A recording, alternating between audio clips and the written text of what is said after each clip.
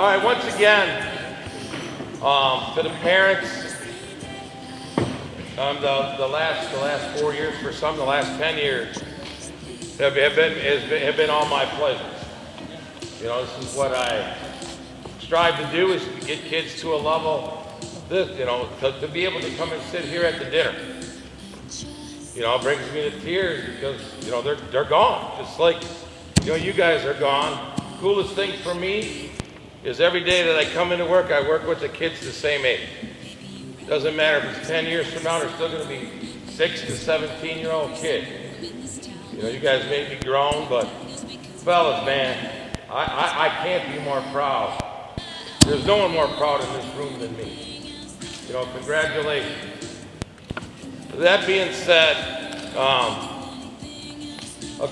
Mike D was the head coach at University of Illinois Chicago. He talked up here 4 or 5 years ago. In that class, they still remember some of the things that Mike talked about. A bunch of those guys are in pro ball now. So for further ado, Mike D. He's known Mike for about 20 years.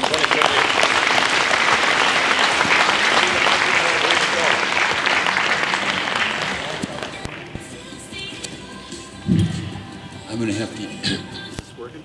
Yep. I retired in June, so my coaching voice is gone. So I'm going to need the microphone. I want to thank RJ for asking me here. RJ's been a good friend of mine for more than 20 years, and I was a Division I coach for 35, and I'm being honest with you when I tell you that you guys are blessed that you got an opportunity to play in this program.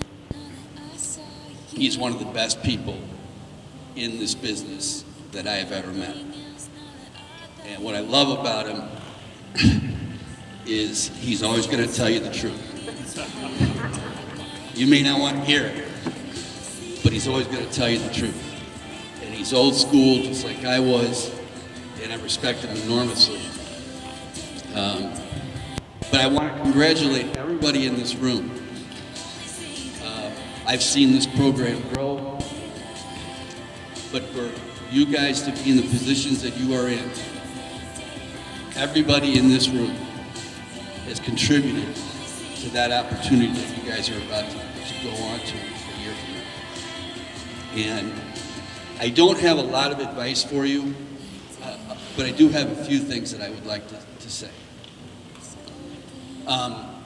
This next step is going to be a big challenge for you. As excited as you are, and you should be, you're going to encounter failure at a higher rate than you've ever encountered up until now. And if you're going to be great, you have to embrace that. You have to embrace the failure. Because what the failure is going to do is tell you that change is needed. And it's not going to be massive overhaul. But going on to this next level, the guys that succeed are not typically the most talented. They're the ones that deal with failure in a very positive way and learn from it. And they're humbled by it. And instead of pointing fingers and looking around and saying, well, I haven't changed, so it's got to be this place, or it's this particular coach, the quicker you get past that and say, no, it's me, and it's okay. It's okay to fail. Now what do I need to do different? The quicker you can learn that lesson, the faster you will improve. And that is mental toughness at its highest level. College baseball is terrific fun. I thoroughly enjoyed 35 years ago. Competed against the very best people in the country. The Vanderbilts, you name it, we played them. And every time we would play an opponent like that, we learned. We learned. I think they learned from us too. And Don't forget about school. I cannot stress this enough. You guys think of yourselves as baseball players, and you aren't, and obviously very good ones. Don't forget about the education piece. Don't let that slip by. Everybody that's sitting here probably has an aspiration or a dream playing professional baseball, and I hope that all happens for every one of you.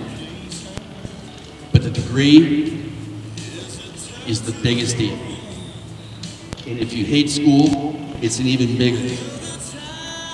Because the lessons that you're going to learn on becoming a great student will transfer and translate to what you're trying to do on the baseball field. There are tremendous parallels between the two. Doing things that you don't like to do because they have to be done, and they have to be done in a certain time. Crucial lesson. Being able to manage your time effectively and to separate what I want to do right now that gives me the most pleasure, but I got something else I need to take care of that I may not like as much, like not waiting until the night before to write a payday. Some of the stuff that you get away with in high school, you're not going to get away with in college. Okay? And what I do know is that you can do both. Curtis Granderson played 16 years in the big leagues. He played for us at UIC, made hundreds of millions of dollars. He graduated on time, even though he was a junior son. He was going to school. 98% of the guys that I coached at Minnesota and at UIC graduated, and I'm very, very proud of that. And a whole bunch of them, when they came in as freshmen, we weren't quite sure that was going to happen. So spend as much energy on school as you do on the baseball. And you're going to walk out, just so you understand, the value of a college education in a person's lifetime is worth close to $2 million in earnings on average over someone that doesn't have a degree. And I'm not criticizing people that don't have a degree. Please don't hear me say that. But there is tremendous value to that. I wish you well. The lessons that you've learned here and you've learned from him and his staff are going to be terrifically important. Trust him. Trust your experience. Trust the words. You're going to hear him. You're going to hear his voice 3 years from now. And probably at an elevated level. But that's a good thing. That's a really good thing. So again, I congratulate everybody in this room. I know the sacrifices that have been made by the families, hauling them around,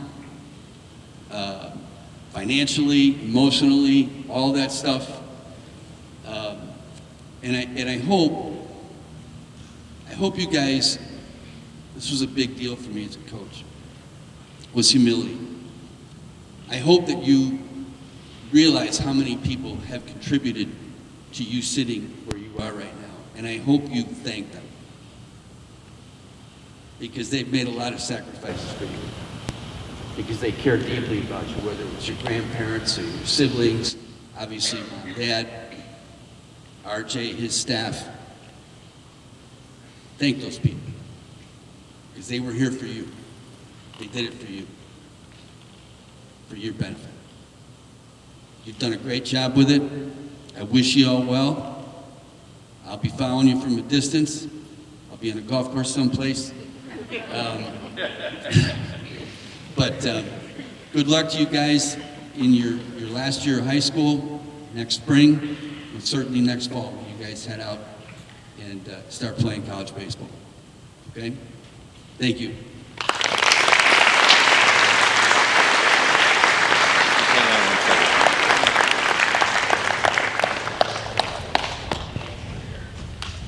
All right.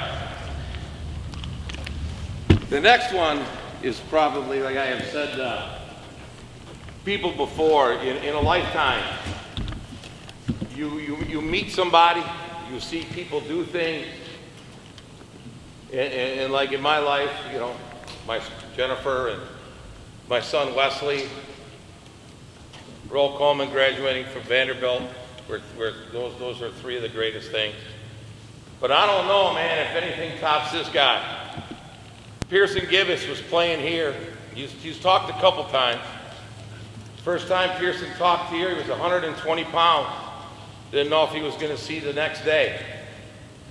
He was playing baseball one day, back hurt, couldn't play, was a neck kind of kid, and then next thing you know, he fought cancer for the next 2 years. So we brought Pearson to talk to the 2018 class. At that time, we didn't know what kind of Pearson we were going to see the next day. Well, 2 years later, we saw Pearson on his recovery. He was cancer-free, starting to join in at Madison College. He was 140 pounds at that time. Now today, we get Super Pearson is what we call him. But before we go a little any further, before I bring up Pearson, we just got to remember a couple guys, a couple people in the last year that really meant a lot to me, and I'm sure everybody else here. The other night, Super Dave, you guys remember Dave when he was behind the concession, he passed away.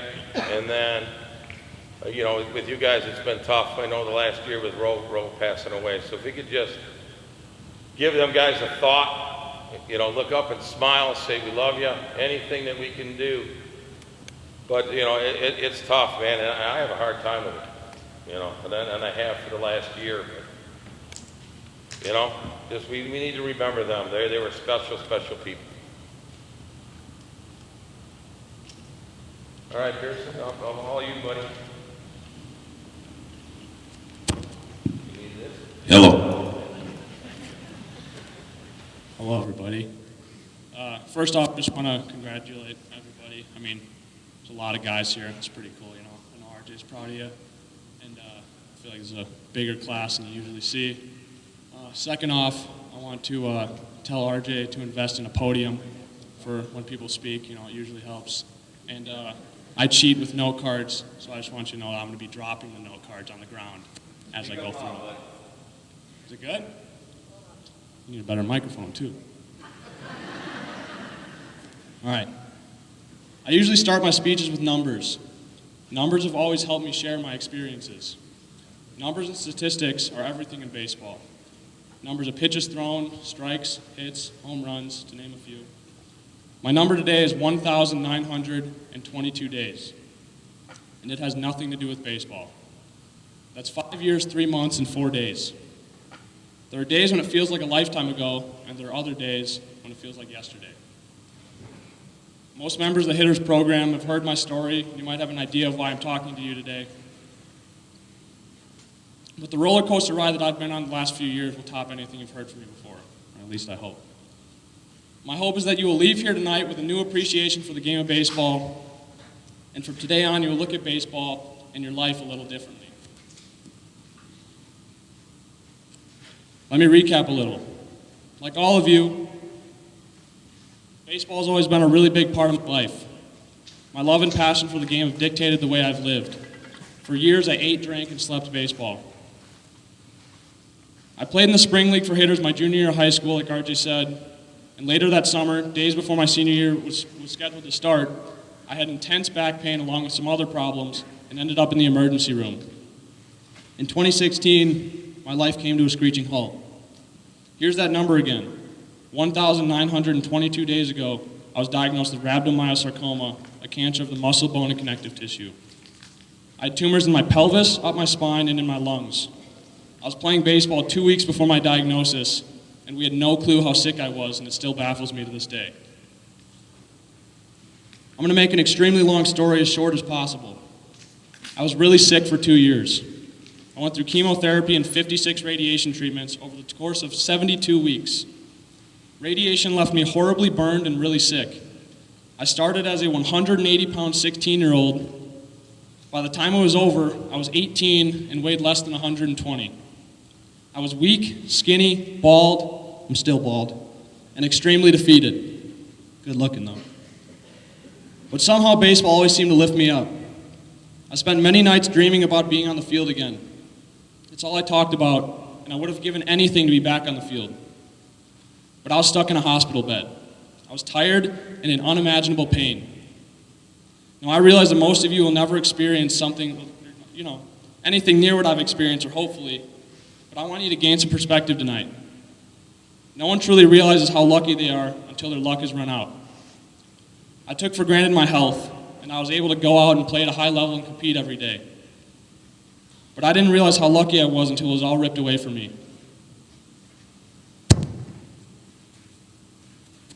I appreciate the game of baseball because it's the reason I'm here today.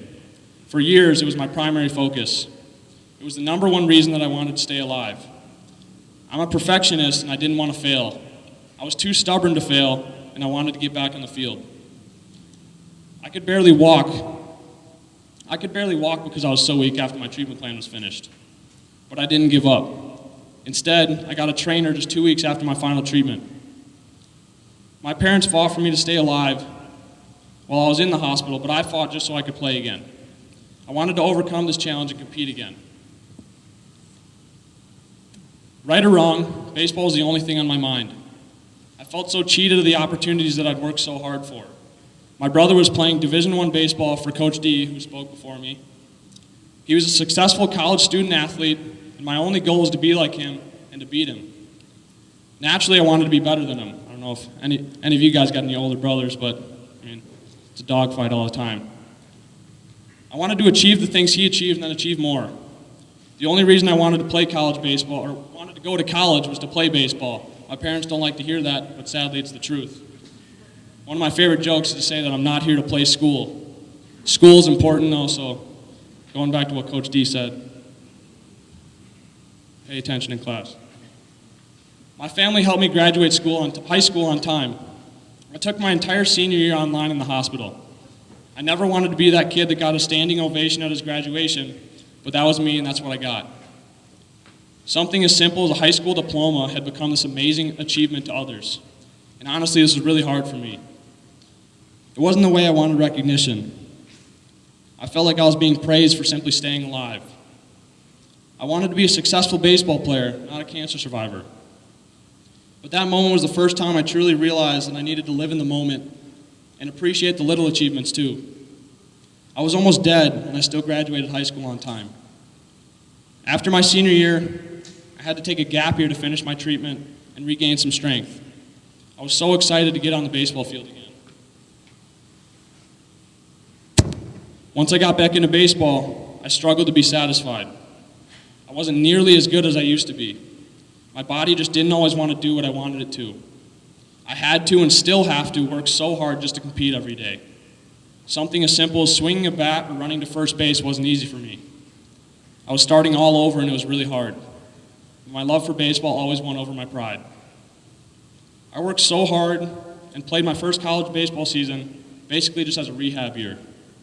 I just needed to be on the field again. During my second year of baseball at Madison College, I finally made it back to where I needed to be. I was in college, I was fit, I had a girlfriend, and I was finally able to play baseball again.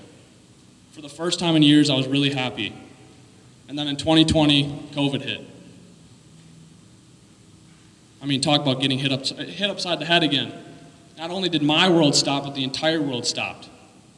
I was hours from leaving for my spring trip for Arizona. This was my comeback season, and it was the year that was going to determine my baseball future. Seasons were canceled, and I, like many, was left in limbo. Once again, I had to be isolated and quarantined, and it was extremely mentally challenging. After skipping my second year of college baseball because of COVID, I was pretty depressed. I decided to play and finish my education at Carthage College and stay close to home. The world was in disarray, and staying close was the right decision for me. I was happy to just be able to keep playing.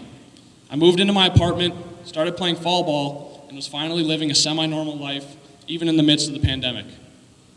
My doctor's appointments were getting farther apart, and I finally felt like my life was getting back on track. I was stronger than I had been in years. I was finally ready. When fall ball was coming to an end, I had one more procedure that was scheduled in October of last year. It would be my 25th surgery since my diagnosis. Now, this is the part that no one's heard before.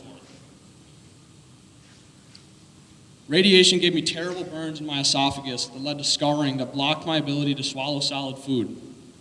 About twice a year, I needed that scar tissue stretched in order to swallow the food.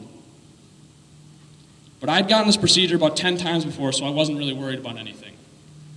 It was quick and easy, and they sent me on my way, so I went back to school and dove right back into practice the next day. At this point, I was totally unwilling to let my health issues disrupt my training. But after the third day back at practice, I was having some breathing trouble running sprints. I ended up heading home afterwards with a small fever and some respiratory issues. Maybe I had COVID, right? That's not what happened. The next morning, my parents dragged me to the emergency room with a 104-degree fever. I was admitted onto the pediatric floor where I had spent so much of the last few years. I spent 8 days there because of a micro tear in my esophagus from the procedure.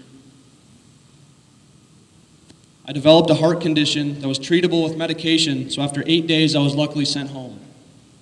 Unfortunately, things got a lot worse before they got better. I wasn't improving at home, and one night my mom noticed that my breathing was off. Once again, I was taken back to the hospital, but this time by ambulance. I was out of my mind. They could barely get me out of my bed, much less my house. I was barely even conscious, and honestly, I don't really remember much of that night. I was deprived of oxygen, and later we found out that I had a raging infection in my chest cavity that caused my lungs to collapse. I didn't have active cancer anymore, so I kept wondering what the hell I was doing back in the hospital. I wasn't the nicest patient this time around, and I wanted to leave and didn't care what state I was in. I was giving everyone a really hard time until the ER doctor looked at me and said, "If you go home tonight, you will die."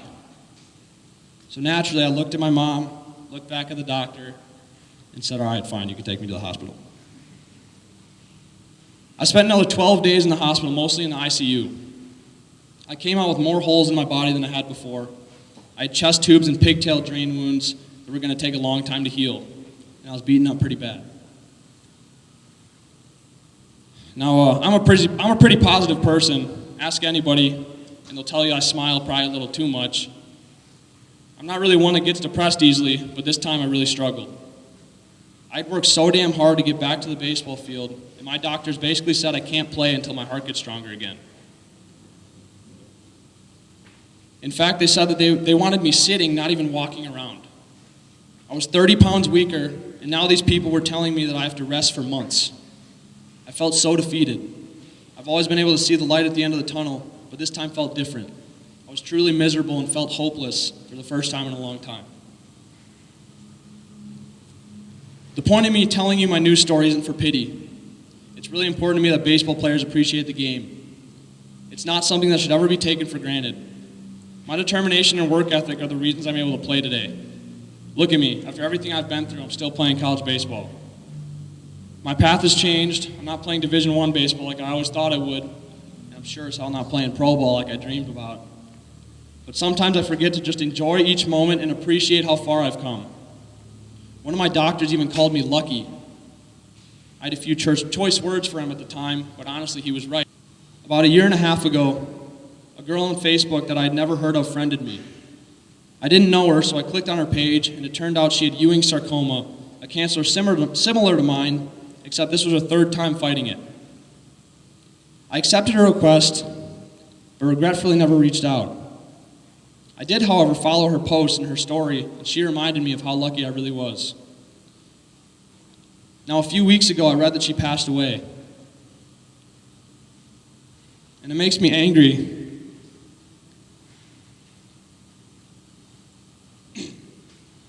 Makes me angry because I don't understand why I'm still here and so many people I've known aren't.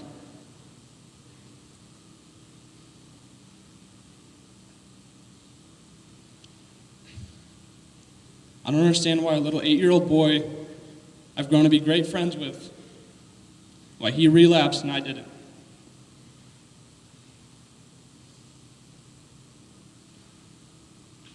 Why my 23-year-old friend Justin, he continuously got worse while I got better. I use this to spread a message of gratitude and personal growth.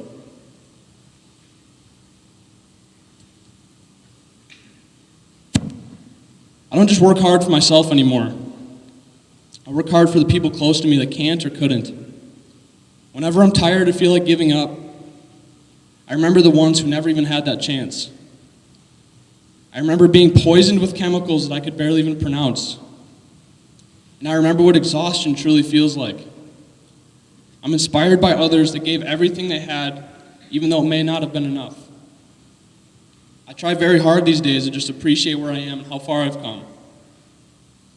I always remember there's someone out there that's struggling more than I am. You never know what someone else is going through. You never really know their why. Now today, I want each of you to try to find yours. Do you play for others? Do you play for yourself? Do you play simply because you're capable of doing so? I challenge you to find your why. Find what makes you love this game so much, and realize how lucky you are to be able to chase your dreams. Then chase after those dreams like a bat out of hell until you have nothing left in you. A coach once told me, you never want to be that 30-year-old in the bar saying, I should have been. He said, no matter the outcome, when you're done with your baseball journey, don't have any regrets. Bet on yourself, control what you can control, and if you truly know that you put it all on the line and worked as hard as you possibly could, then you won't regret anything and can find happiness in the outcome no matter what. This is what it means to fall in love with the process. Baseball has taught me how to fight. I fought for my life and won multiple times. My family fought for me. They cheered me on in baseball, and they rallied behind me during the fight of my life. Baseball isn't just a game to me, so respect it, be passionate about it, and work your ass off every day. I'm asking you to appreciate the game more than you ever have before. Be appreciative of your family and your support system. Never stop making and achieving goals. And finally, be grateful for the opportunities that you have earned, as well as the opportunities that have been given to you guys. When you're having a bad day, think of the kids fighting for their lives. Your day really isn't so bad when you put it into perspective. Appreciate your opportunities and you will all win. You will be successful because you will make yourself a success. I am grateful for the people that have stuck by me. I'm grateful for the opportunities to speak about my experiences. I'm grateful for every single day that I'm alive. And I'm happy because I choose to be happy. Baseball helped me get through a terrible time in my life. Think about what baseball means to you and use that to be the absolute best competitor that you can be. And you will succeed not only in baseball, but in life as well. Thank you.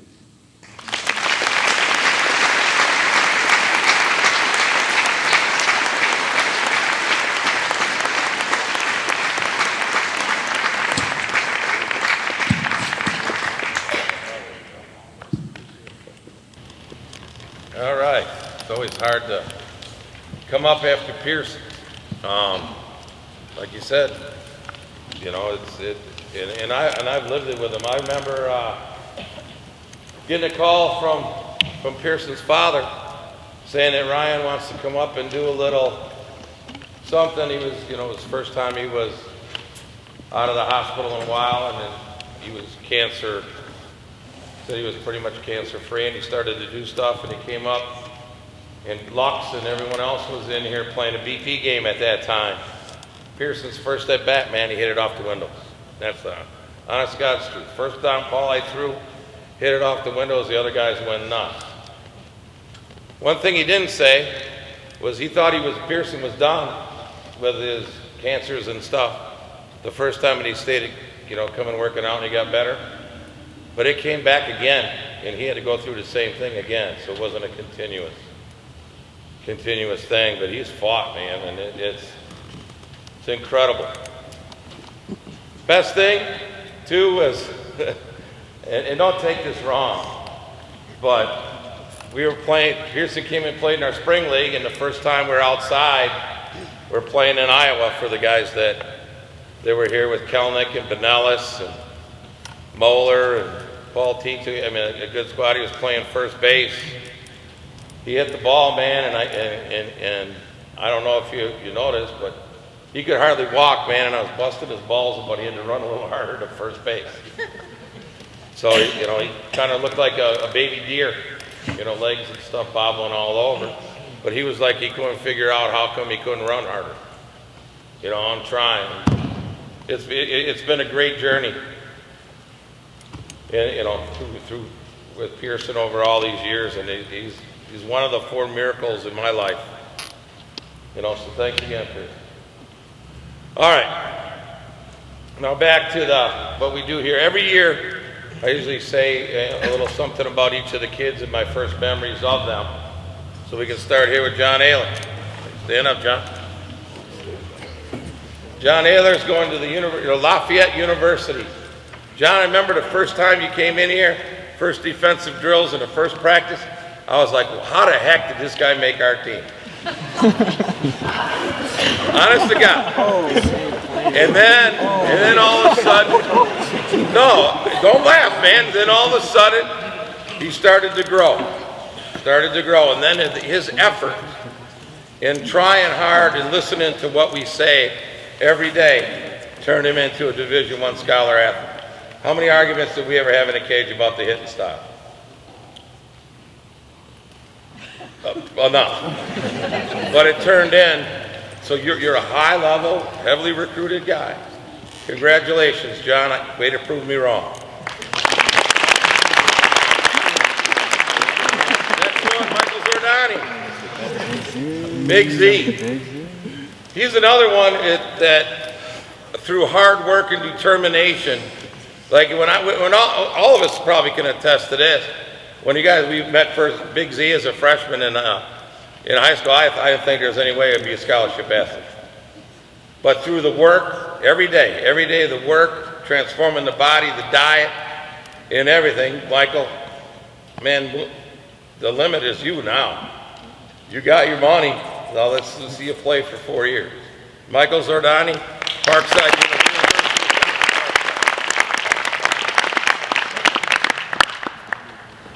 Carson Pfluger. Carson came to us this fall. You know, I'd heard about Carson through the other guys at Franklin, and, you know, obviously we knew he was a great athlete. I just didn't know he was that good. So Carson, I think that if you'd have been in here for the 4 years of the existence, I don't see any reason why after Parkland you're going to be at a Power 25 school. Your work ethic and your determination and the tool set that you have, you know, pro ball's not a far reach either. So best luck, Carson Pfluger, going to Parkland University in This one's easy. Ian Choi going to Butler University. First time I met Ian was at our old building, mini sluggers program. 8, 9 kids, and all of a sudden there's one kid doing the throw and he's crying. He doesn't want to, he wants to go home. I'll never forget that day. His mom Barb was in the back and I says, no, I got him. I said, Ian, just move your feet and throw the ball. Move your feet and throw the ball. And he's crying, still threw the ball, stayed through the class, never left after. I mean, it's a story from 6 years old to 18 years old, 12 years. He's been here probably more than anybody. You know, him or Cam, but Cam played football. So I don't think there's anyone in this group that's been in the existence of hitters longer than Ian. But God, man, congratulations. Hayden Christensen, Xavier University. Man alive, we got stories about Hayden. But one thing about Hayden, fellas, is there's no ifs, ands, or buts about it. If there's anybody that ever entered our building that wanted to get better every day, it's Hayden. There's no ifs, ands, or buts about it. And as you can attest, you know, our last season, man, you were on top. You were the king. Just keep on going, brother. Just don't lose to be the best. Hayden Christensen. Next one is James Duncan. James, I think you started here when you were 12? 11. 11? Upstairs in the second cage. You came in at 11. There was 2 guys, Stevens and Duncan. I said, man, they got to get up here. You got to come in an hour early to practice on Saturdays, and we got to hit.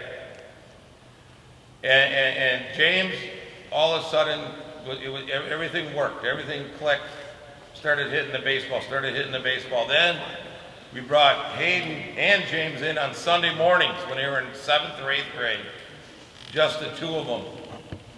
And from then on, James just took off. You know, committed to Illinois State University. James, man, pro ball in the future, buddy. Congratulations.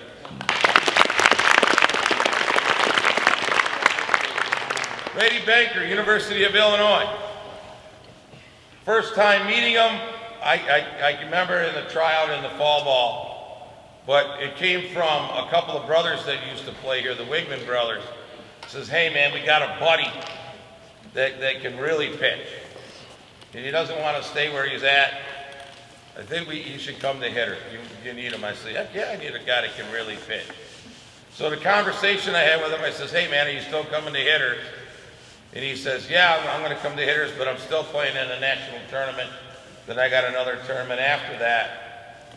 First time I saw him pitch, I was like, okay, he fits right in with the rest of the guys. All he did was win.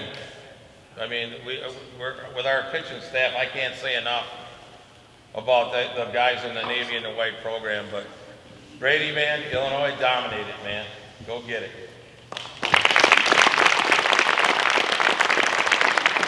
Camden Jansen, another one. 6 years old, I think, in the mini sluggers program. Jody brought him in and just worked and worked and worked.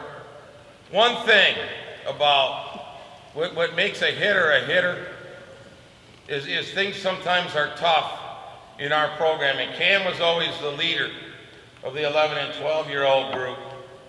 Then it came, as kids got older and stuff, Cam did not grow.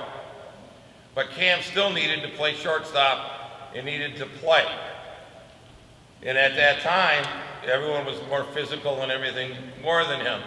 So at the time, there was some rumblings that with the parents and whatnot, maybe Cam needs to go somewhere else and whatnot. But Cam stood up and said, I wanted to stay a hitter. And that's what this is. It meant to him, didn't matter to him if it was the White or the Navy. It just mattered to him that he was on the field playing and still training here. And as everybody knows, now look at him. He's the only kid I ever met, man, that started high school at 5 foot, 90 pounds, man. And when they graduated high school, 4 years later, is 6'3", 195 pounds. Camden, man, am I proud of you, buddy.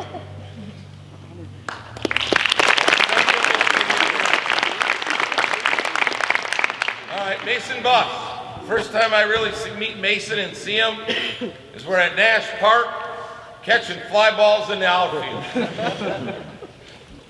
I'm like, Mason, man, I think you're a pitcher. You can throw the ball well. He said, no, man, I can play in the outfield. I'm like, I don't think so. I said, but Mason, if you take and you put your time and your energy, the way that you're driven to play outfield, into pitching, you're going to end up being a high-level college baseball player.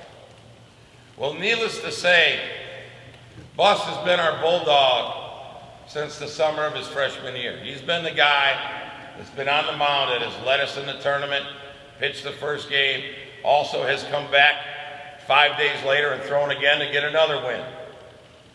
So a lot of our success was because of Mason Buss and the way that he started and dominated the events.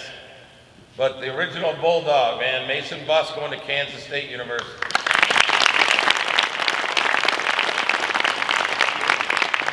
Next one, DJ Kogis.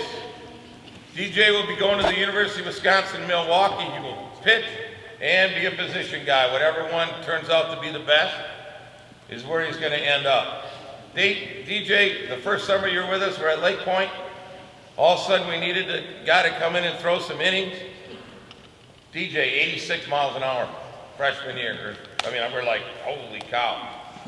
So maybe it's on my end, but we looked at you as a position guy. You know, maybe Wisconsin, University of Wisconsin-Milwaukee is a great place, but maybe if we would have concentrated more on the hill, you never know if things like Buss and Brady and some of the other things came up, but still, man, you were a godsend to us in the outfield, at the plate, and on the mound. DJ, proud as hell of you, man.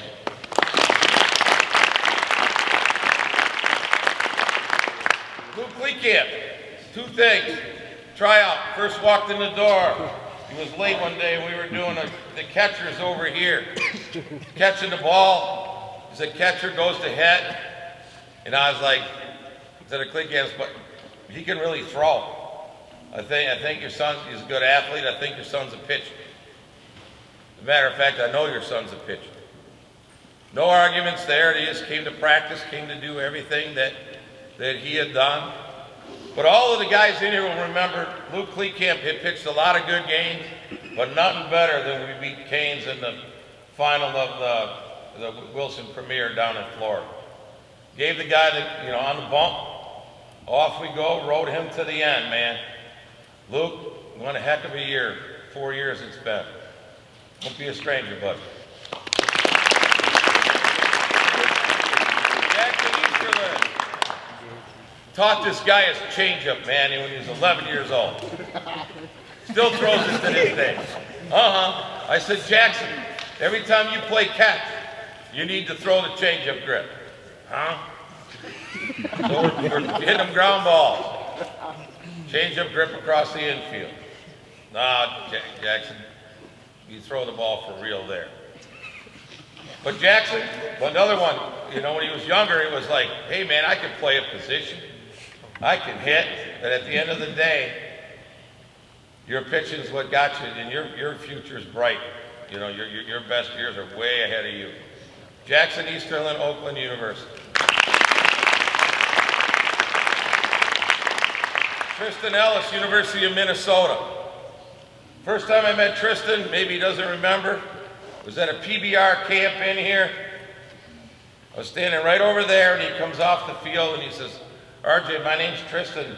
What do you think I need to do to play Division I baseball? And I said, Tristan, come be a hitter. Pretty much simple stuff. In that conversation over there, Tristan came in, played unbelievably for 4 years, committed early as a freshman to Purdue, and then things kind of fell apart with the coaching staff and them there. 1 week later, Minnesota comes to get a great player.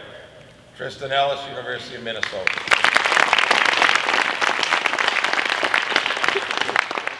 Ethan Engelfrod, another competitive guy on the mound. Ethan played for us when he was younger, and then he left for a little bit. Came back, thank God he did. I'll never forget your dad telling me, Ethan, that when he's going to come back and he's going to really pitch. And I don't know what we can say about Ethan. If you didn't come back to us and help join the staff with the white team, there's no way that they have the success that they had. And the way that you guys pushed each other in that way in the throwing room and everything in with Cody, but pitching against the Navy team and shoving it in the big row, man. What a day. I was so proud of you that day, even though I wasn't proud of my hitters, but you made them look stupid. Congratulations, Ethan Carthage Cobb. Jonathan Kim, University of Michigan.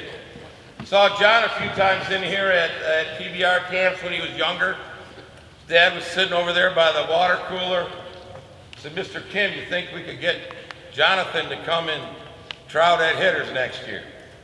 He says, oh yeah, he's coming. So John came in, can run like the wind, hit.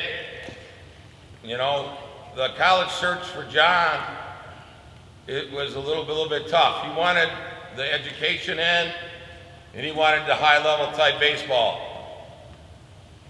So, some of the mid-major schools John had turned down, and then also just starts to feel some of the pressures and stuff on us. What can we do? So he was going out west to some Stanford camps and things that way, and one of my good friends is a recruiting coordinator at Cal Poly.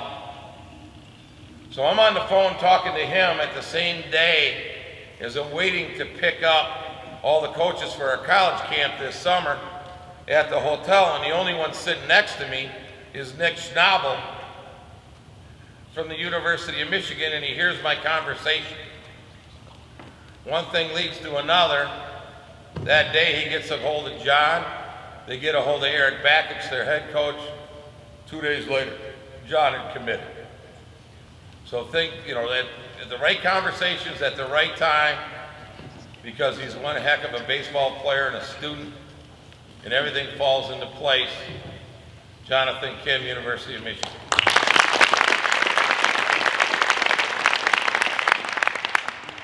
Gavin Killen. Isn't that how it's spelled? How do you sound? Keelan. Okay. I pronounced it wrong, sorry. I always said Killen. Keelan. Okay. All right. First time. He's going to the University of Louisville. The first time I saw Gavin play was I was out at a tournament in Milton when you guys were 12 years old. Playing shortstop with Keegan and Alec and a few other guys just sitting at the picnic table watching you guys play, and I was like, man, I hope that kid can come and play and join in with us. Well, a couple of years later, he did. Came in and joined up with Alec, and then Keegan came in and started to get this group stronger and stronger and stronger. Freshman year, Gavin goes down with an injury. Comes back stronger in the fall. Sophomore year had unbelievable success that led on to all of the success in the USA baseball team and the success that he had last summer and all the All-American accolades and everything else that he had. One heck of a ride you've been on, man. But I'll tell you what, you didn't get this far just to go this far. You guys, we're not done. Okay, I made it this far, I'm going to keep on going. Gavin Keelan, University of Louisville. Hey, Joey Lagina. Joey's been part of our spring league for 4 years. Always wanted Joey to come and play with us in the summertime. Never would. No, I want to play, man. I want to be the guy on the team.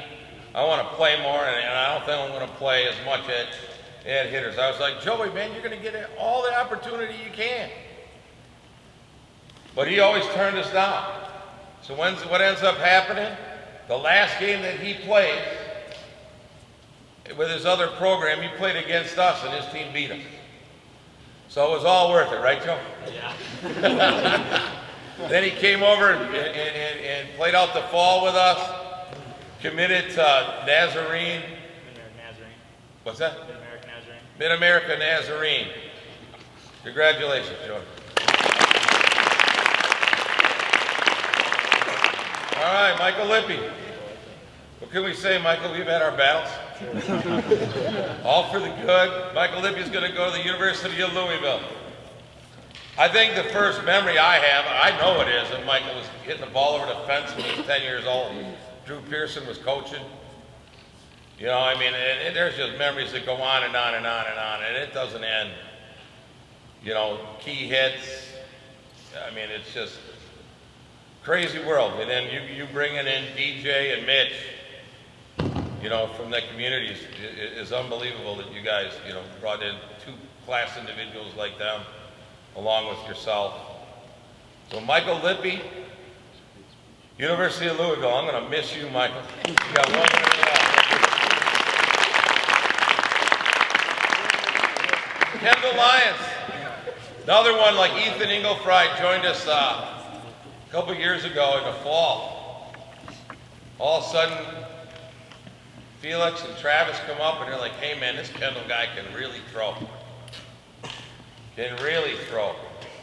And then as the last winter goes on, all of a sudden he started to really, really throw. Put the video on him. The command and the velocity kept climbing.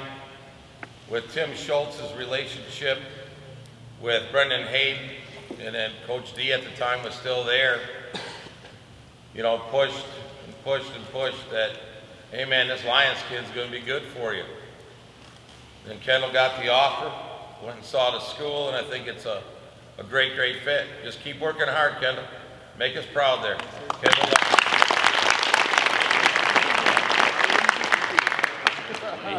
All right, Charlie. I don't think in all the years I've been doing this that I've laughed so much, cried so much, been so mad so much at one kid. But that's not a bad thing. You know, all this Charlie wants to do is be great right now. Like, if we try something new and we're doing something different on the throwing or the hitting, if he doesn't get it in the first 4 or 5 moves, then you get Charlie big. And everyone knows it. There's no ifs, ands, or buts about it. Well, I'll tell you what, when he gets it, there is nobody that's a better front runner than Charlie. You know, he'll stay with it. He'll get frustrated with himself, but he'll stay with it and he gets it. But when he finally gets it, he lights up the room finally with the smile. Charlie Marion, Madison College.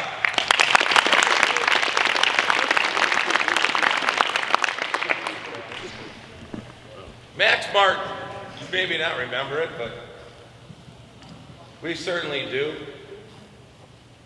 The event in Iowa where you came out to play with us, championship game, got the plaque, Yes, sir. player of the tournament, threw strikes, didn't bang your head one time throwing the ball that game. So what we mean by that is Max will throw the ball and he likes to do this. But Max, man, coming back from Tommy John, the time and the effort and everything that you put in it towards the, you know, like Pearson said, not quitting, furthering your baseball, unbelievable. Des Moines area, or you're going to DMAC, right? Yep. Des Moines area Technical College, Max Martin.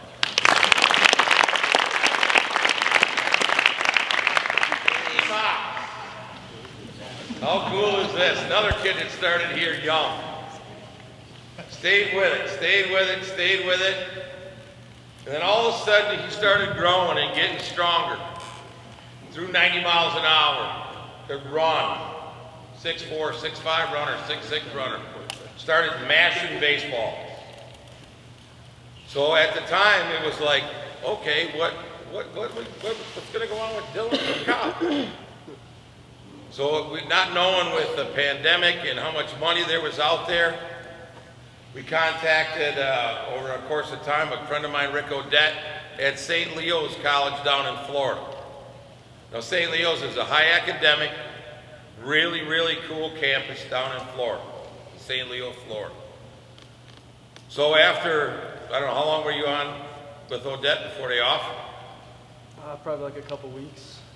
So they did it, and Dylan flew down and decided that he was going to go to St. Leo. And for us in our program to have, you know, a couple Florida commits with Luke going to St. John's River, you know, in the state of Florida is incredible that they're reaching up to Wisconsin, and not at the Division I levels, but at the Division II and the JUCO levels to get kids. You know, you guys both opened up doors for the kids coming behind you. Dylan Moss. Big Sam. Sam Edenbauer going to Milwaukee School of Engineering.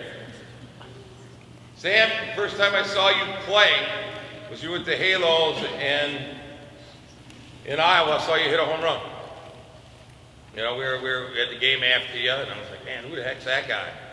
Tom Kelnick was around, and I didn't know at the time that you guys were buddies with Kelnick. He says, well, you like him? I was like, heck yeah. You know, what's not to like? Can he play first base? Because we needed a first baseman.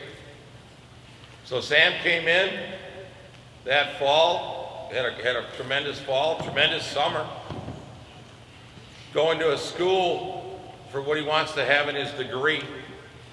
Wants to be an engineer, so what better place to go play for Flip at Milwaukee School of Engineering, Sam Meadbauer. Michael Mulhall, how about Big Mike? All right, Mike started here. We wanted Mike to be our center fielder.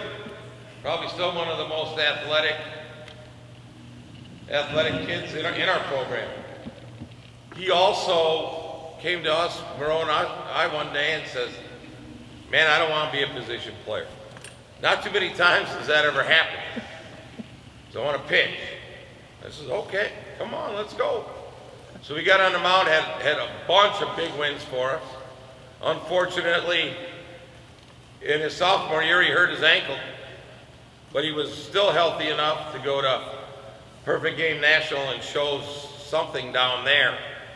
And then the guys that we know at Wichita State, because Jacob Lindemann is there, and everything else, reached out, you know, what do you think of Mulholland? And he's a guy. So they came out again in the summer and watched Michael throw in Kansas City, and he lit it up there. So Michael Mulholland's going to Wichita State University.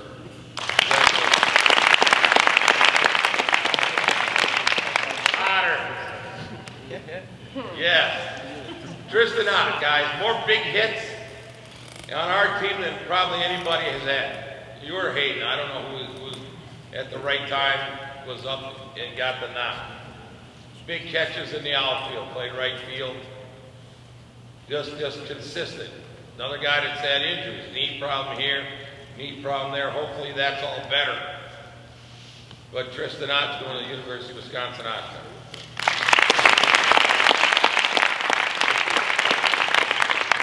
James Reese, pitcher infielder, going to Lafayette University, same place as Johnny Ayler. James, I don't know what direction it's going to take you, you know, but you can sure hit, man. Ain't no doubt about it. You proved me wrong there. I thought you were going to be a PO guy all day long, but you sure can hit and pitch. So when you go, don't give up the hitting part, and certainly don't give up the pitching part. But get your degree and be richer than all the guys in here, man. Congratulations, James.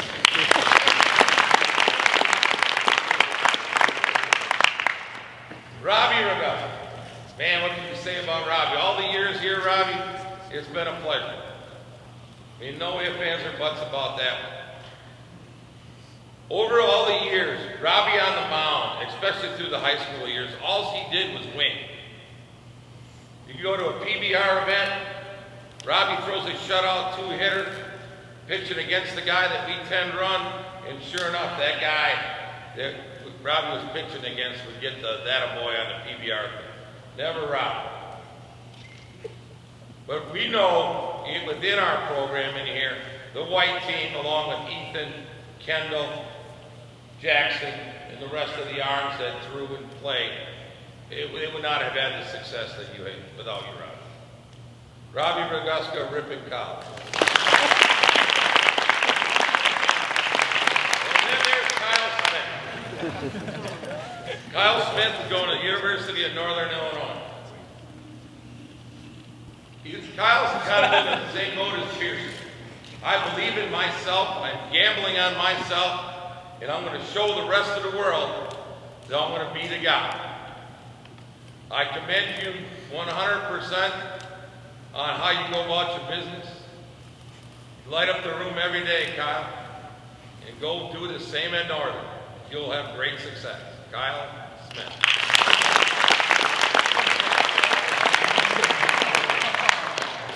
Keith Benny, another one that's been here since he was a little kid. Left for a year, then he came to his senses. Right, Robbie? Yeah, he did. Yeah. No, he has been, it's been a pleasure, man. Another one that kind of gets a little excited at times when things aren't perfect on the first swing. And him and Charlie are in the same hitting group, by the way.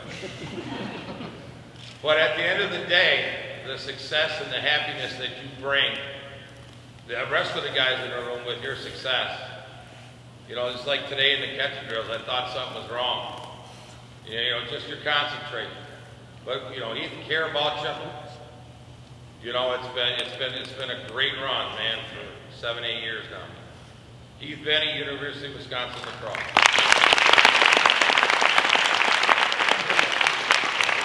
Will Deerling, University of Louisville. Remember the interview process that you and your dad put me through to see if you were going to come here? Not me, my dad. No, seriously, they came in and they had, it was us or GRB, we've had that happen before. And I'm certainly glad that you chose this right here, because we certainly don't have the success without you. You know, it takes two of those catchers to do it. You know, the 3-4 hitters in our lineup since you guys were freshmen. You know, it's been a great ride. Another one that's got a chance, like many of you here, to play baseball after high school. You know, hopefully you guys take a lot of what we put in you and earn a paycheck for a little bit in pro ball. You know, like some of the guys that you see in here now. But Will, it's been fun, man.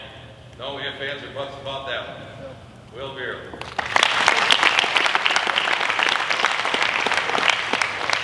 All right, last but not least, and that's kind of why I put Mitch there, because it's alphabetical order.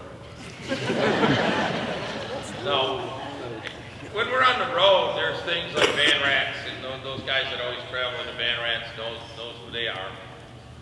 But if I ever needed anything, directions, help with the laundry, someone to come and get the laundry, you know, find out what the guys want for dinner or anything, Mitch was the fall two guy. Not that he always answered the phone, or not that he was always able to get a hold of him, but he was the fall two guy. Him and Clee Camp, and then when Mulholland was with us, was Mulholland, but it's been fun. Another one that's going to the University of Michigan. Don't know if he's going to pitch or play a position, or if he has a great spring, even if you go to make it to college. You know, hopefully you got a chance to make some money. But, you know, Mitch, it's been fun. And the biggest thing is I didn't have a coach last summer. It was too hard for me to replace Rowe. You know, we had a few guys that we could have taken. But, you know, Mitch, it was comforting you sat in the front seat in Rowe's spot also. It was special. Even though that sometimes I talked your ear off and woke you up. But, you know, it was well worth it. Mitch Voigt, University of Michigan.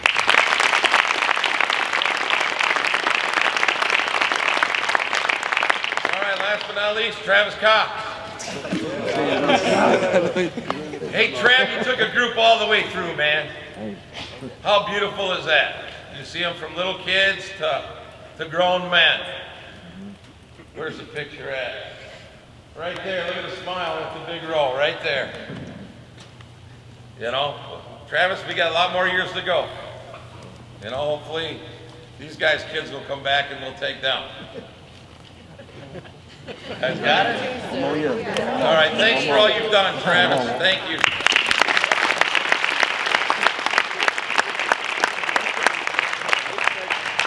And then, you know, guys, with all the stuff that Jennifer puts up with me being gone, me running the academy, time away from her, and time away from that, make sure someday you thank her. You know, because without her, I don't think this place is what it is. You know, without a doubt, even though, I mean, to me it's great. You know, she keeps you guys in line, make sure that everything's in order. Betty too, you know, in her way. But without those guys, you know, parents and everything else, this place is not what it is without them. You know, so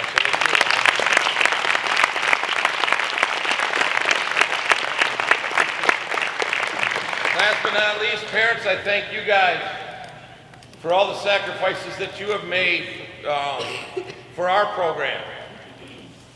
You know, and I know at times we haven't all seen eye to eye, or I've said something that hurt someone's feelings. For all of that, I'm sorry, but at the end of the day, we're sitting here with a class of over $2 million in college money. So that gives us, with our draft money, and you guys, to almost a $5 million a year again. So now it's real money.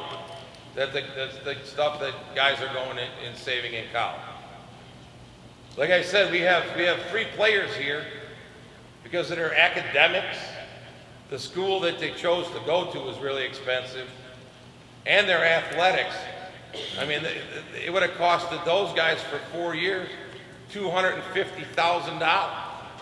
And one of those young men is only paying $15,000 because he's an unbelievable student and an unbelievable baseball player, and he's saving him. I mean, it's incredible what you guys have all done.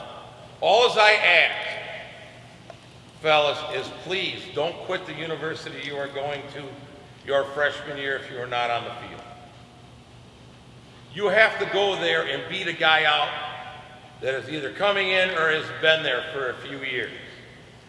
So all you got to do is look at him, find out what you're better at than him, and just beat him out. If you hit, you'll play. If you be the first in the weight room, be the last to leave. You know, whatever you can do. Sweep the dugout, carry the ball. I've had guys talk to me about that. Brendan Hayden, when he was at Virginia Tech, I got a call from Pete Hughes. It's like, man, your kid carried the balls out of the dugout. You know, Roe Coleman and Vanderbilt, you know, they sweep up their own floor, their own mess, carry their own ball. It's part of character. You don't leave a mess for somebody else. Pick up your own mess and somebody else's. It'll go a long ways in their perception of you. Go to class, be a fine student. Don't be the party planner. Don't be the guy that sits on the bench, looks up in the stands, finds the girls, find out where the party is tonight. Stay away from that as much as you can. Be the guy that goes on and plays. Be the guy that gets his name in the lights. Be the guy that gets his name called in the draft. Because you did not get this far just to go this far. Right? There's a lot of kids that, hey man, I got my name on Twitter. I committed, I did this. That's not what we're built for. So when you follow yourselves, when you're in college, you'll see what it means by, that a boy, way to go, you're built for this. You guys are built to be great. Now it's up for you to take your feet forward. Once again, man, thank you very much. It's been a great night, guys. Thank you.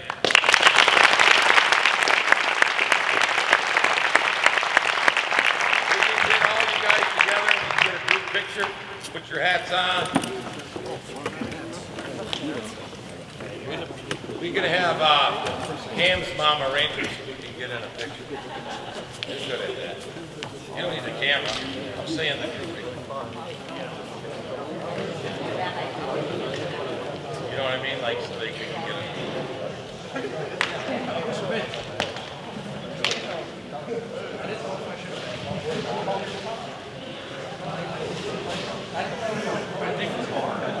Coming in front of the hitters.